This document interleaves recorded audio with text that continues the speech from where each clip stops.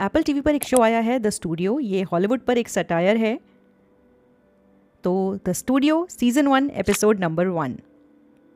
एक ऐसे छोटे बच्चे के बारे में सोचिए जो मूवी सेट पर पहली बार कदम रखता है और यहाँ पर शूटिंग होते हुए देखता है और उसी पल उसे सिनेमा से प्यार हो जाता है।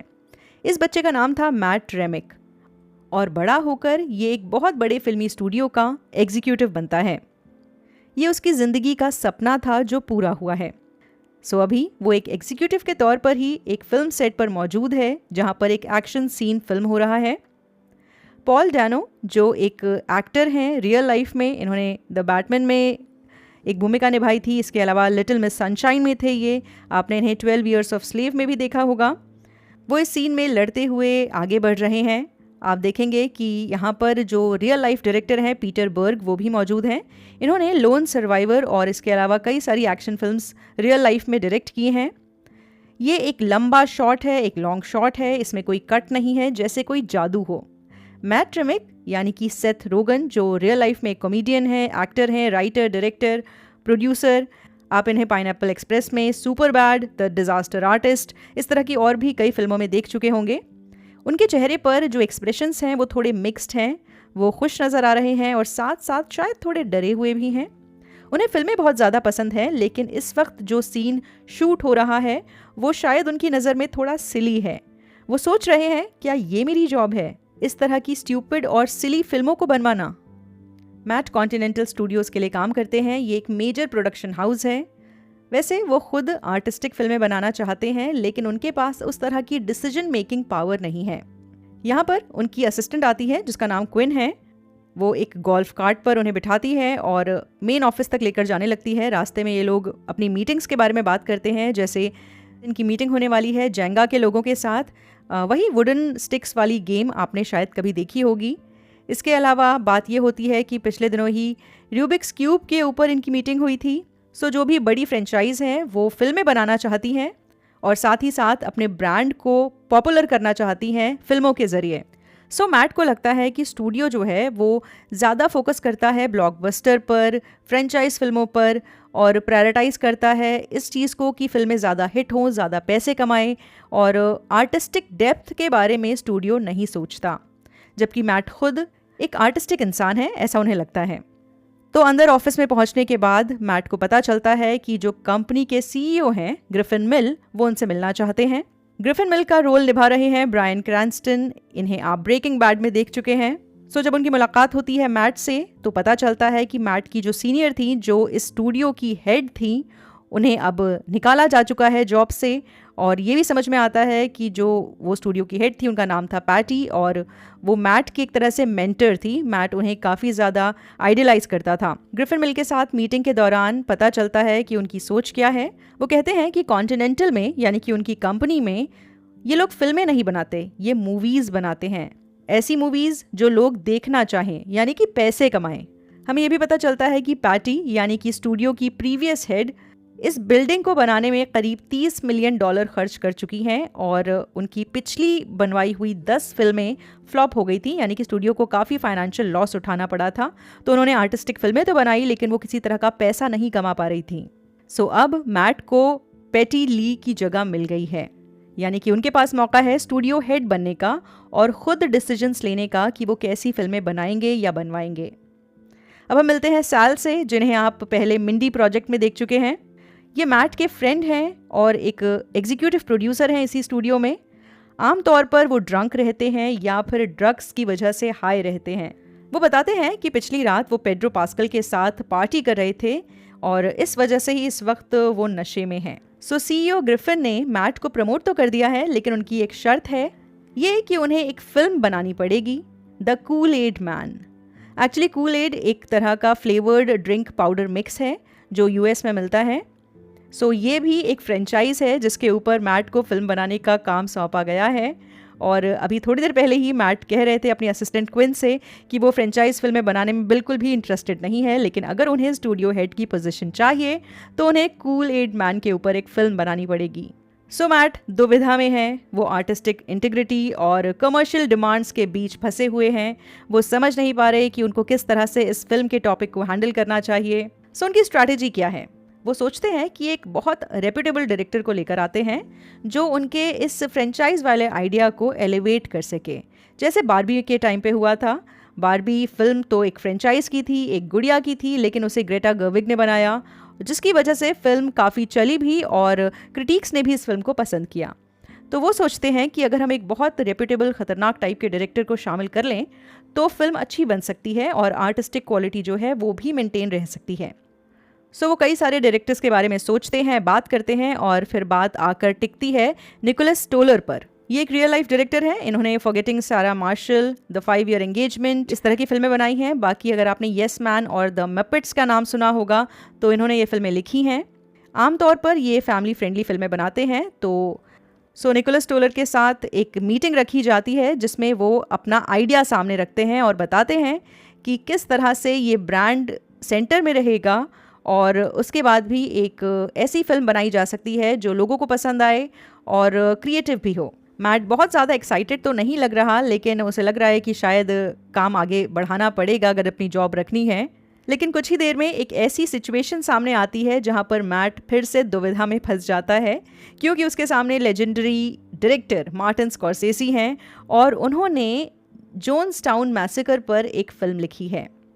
एक्चुअली जोन्सटाउन मैसेकर एक ऐसा केस था जहां पर 900 से ज़्यादा लोगों ने साइनाइड पीकर खुदकुशी कर ली थी और ये cyanide actually Kool Aid drink में मिलाया गया था। तो ब्रांड तो यहाँ पर मौजूद है, लेकिन कहानी थोड़ी डार्क है। बट मैट का ये सोचना है कि अगर स्कॉर्सेसी जैसे डायरेक्टर इतनी इंटेंस स्क्रिप्ट के साथ कूल एड फिल्म बनाएंगे तो कमर्शियल ब्रांडिंग और आर्ट मर्ज हो जाएगा, यानी कि उसका जो काम है वो पूरा होगा। फिल्म जो है वो आर्टिस्टिक भी होगी और पैसे भी कमाएगी, तो उसके अंदर का जो क्रिएटिव कीड़ा है वो भी शांत रहेगा और ग्रिफिन जो हैं वो भी खुश हो जाएंगे। वो खुद बहुत एक्साइटेड होता है और निकोलस स्टोलर जो मीटिंग के लिए वेट कर रहे हैं उन्हें चिल्लाकर कहता है कि चले जाओ यहाँ से, दफ़ा हो जाओ, मुझे एक असली फिल्म मेकर मिल चुका है। लेकिन मैट का प्लान बहुत जल्दी ही दोबारा से फंसने लगता है, क्योंकि जो उनका फेलो एग्जीक्यूटिव था सैल और साथ ही जो मार्केटिंग हेड है माया, जिन्हें आप आगेथा ऑल अलोंग और वांडा विजन में देख चुके हैं, वो आर्ग्यू करते हैं मैट के साथ और कहते हैं कि ये आइडिया फाइनेंशियली बहुत रिस्की है, इसे मार्केट नहीं किया जा सकता, ये फिल्म कभी नहीं चलेगी, हम इसे शायद रिलीज़ भी नहीं कर पाएंगे सक्सेसफुली, डिस्ट्रीब्यूटर भी नहीं मिलेंगे। इस तरह की बहस होने लगती है मीटिंग रूम में। मैट मेंशन करता है कि जो फिल्म थी once upon a time in Hollywood, वो भी एक कल्ट बेस्ड मर्डर्स पर आधारित थी, लेकिन फिर भी वो फिल्म चली और काफ़ी पैसे भी कमाए उस फिल्म ने। लेकिन बाकी लोग कहते हैं कि ऐसा इसलिए हुआ था क्योंकि उस फिल्म में बहुत बड़े बड़े स्टार्स थे, लियोनार्डो थे, ब्रैड पिट था। मैट ऐसे में एक एक्टर का नाम सजेस्ट करता है, स्टीव बुशेमी। इन्हें आप रिजर्वियर डॉग्स में मिस्टर पिंक के तौर पर देख चुके हैं। उनके नाम की प्रोनाउंसिएशन को लेकर ये लोग आपस में डिबेट करते हैं, जिससे ये भी समझ में आता है कि ये एक्टर असल में कितने पॉपुलर हैं। अगर लोगों को ये भी नहीं पता कि स्टीव बुशेमी कहा जाएगा या स्टीव बुसेमी कहा जाएगा, तो मैंने जो सर्च किया उसे ये समझ में आया कि ये एक इटालियन सरनेम है। वो खुद इसे स्टीव बुसेमी कहते हैं, लेकिन इटली में इस सरनेम को बुशेमी कहा जाता है। खैर, प्रेशर बढ़ता जा रहा है और मैट की फिर से ग्रिफिन के साथ मीटिंग होती है। ये मीटिंग काफ़ी टेंस हो जाती है और मैट को बातों बातों में ये बताना पड़ता है कि उसने एक्चुअली निकोलस स्टोलर को चूज़ किया है अपनी फ़िल्म के लिए, और जो स्टोलर का जो ओरिजिनल आइडिया था कि फ़िल्म फैमिली फ्रेंडली होगी और डाइवर्सिटी होगी उसमें और काफ़ी मार्केटेबल कॉन्सेप्ट था वो, उसके बारे में बात करता है मैट। और जो स्कॉर्सेसी के साथ जो मीटिंग थी उसे डिस्कस नहीं करता। लेकिन ग्रिफिन को सब खबर है। वो पूछता है कि मुझे पता चला है कि तुमने मार्टिन स्कॉर्सेसी की जो स्क्रिप्ट है उसे ख़रीदने के लिए $10 मिलियन खर्च किए हैं, ऐसा क्यों किया तुमने?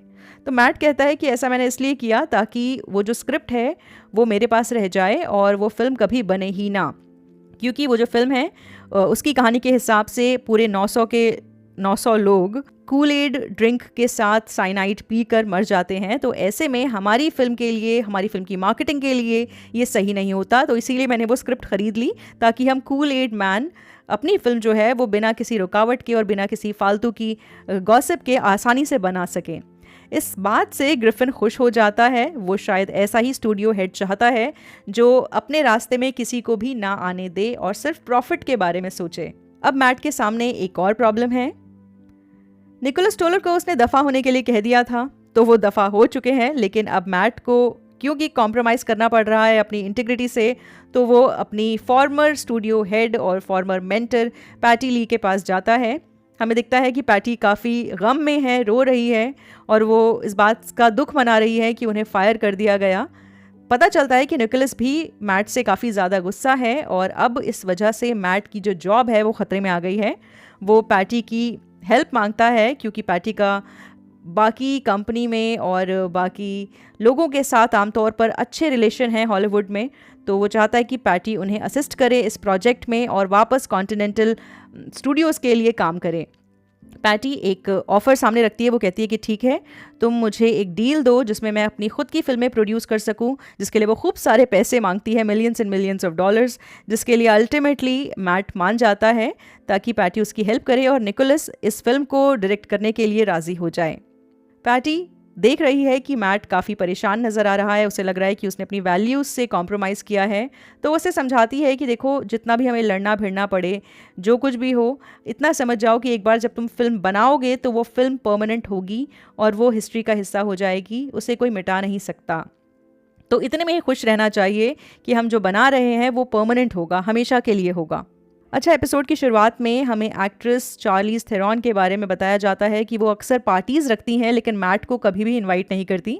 लेकिन अब क्योंकि मैट स्टूडियो हेड बन चुका है तो इसीलिए उनके पास इनविटेशन आया है और वो सैल को लेकर इस पार्टी में पहुंचते हैं, जहां पर उनकी मुलाकात होती है मार्टिन स्कॉर्सेज़ी से। मैट को उन्हें बताना पड़ता है कि उनका जो पैशन प्रोजेक्ट है वो आगे नहीं बढ़ पाएगा और वो फिल्म का रूप नहीं ले पाएगा। इससे पहले कि वो खुद कुछ बताता, ये लेजेंडरी डायरेक्टर खुद ही समझ जाता है कि ज़रूर कुछ गड़बड़ है, इनके जो लुक्स हैं उनके साथ कुछ तो इशू है।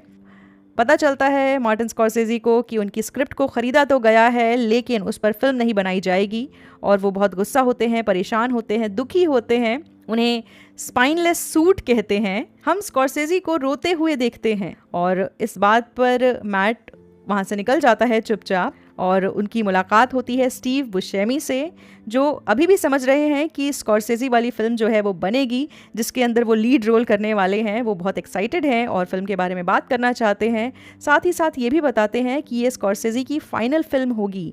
इस फिल्म को बनाने के बाद वो रिटायर होना चाह रहे हैं। तो मैट ने बेसिकली मार्टिन स्कॉर्सेज़ी की वो स्क्रिप्ट ख़रीद ली है जो स्कॉर्सेज़ी ने ये सोचकर लिखी थी कि ये मेरी फ़ाइनल फ़िल्म होगी, आखिरी फ़िल्म होगी, इसके बाद मैं रिटायर होऊंगा। तो इसीलिए शायद वो आंसुओं के साथ रो रहे हैं और शायद ये भी एक वजह होगी कि चार्लीज थेरॉन वहाँ पहुँचती हैं और मैट को और सैल को अपनी पार्टी से दफ़ा होने के लिए कहती हैं। इन्हें आप पहले मैड मैक्स में देख चुके हैं। मैट और सैल फाइनली घर पहुँचते हैं। कहानी ख़त्म होती है इस चीज़ के साथ कि वो दोनों बैठ के स्कॉर्सेज़ी की गुड फेलास देख रहे हैं।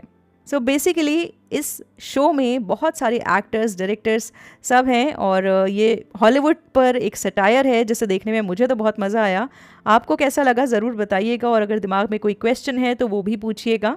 आपको क्या लगता है कि क्या वाकई आर्टिस्टिक इंटीग्रिटी यानी कि सच्ची कला और कमर्शलाइज्ड फिल्में जो हैं, इन दोनों के बीच किसी तरह का तालमेल बिठाया जा सकता है? क्या ये आजकल पॉसिबल है भी?